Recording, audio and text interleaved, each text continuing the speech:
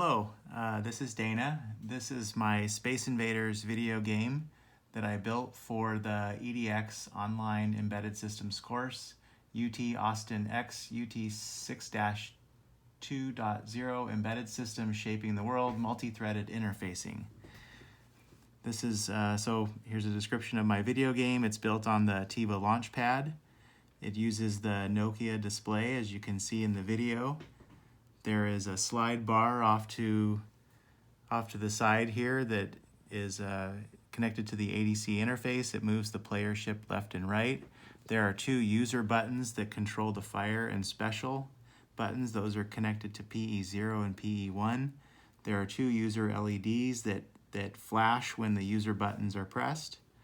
And then the sound is created through a 4-bit DAC that's output from PB0 to PB3. You can see the 4 resistors there.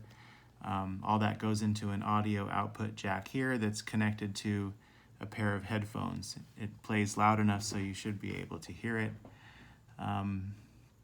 You can see it's flashing press fire to start, so I'm going to play the game for a little while and then try to describe the game as the game is being played. So we start here. You can start hearing the sound. The player can move left and right. You can see on the screen that it starts off with 8 enemies.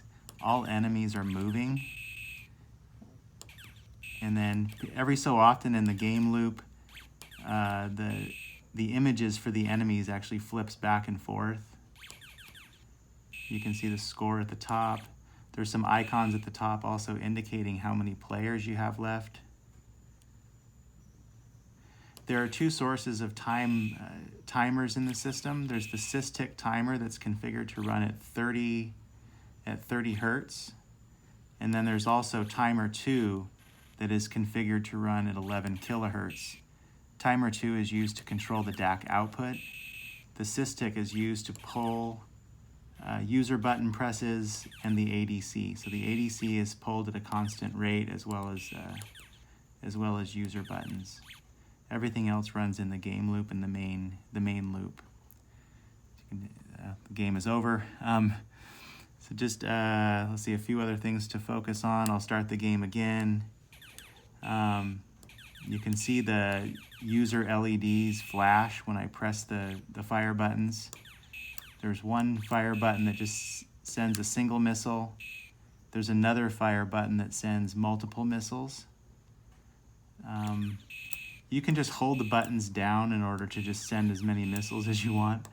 Actually, I think the most number of missiles you can throw at a time is 4. I think it's 4. Before it won't allocate any more missiles. And you can see that it flashes level complete there.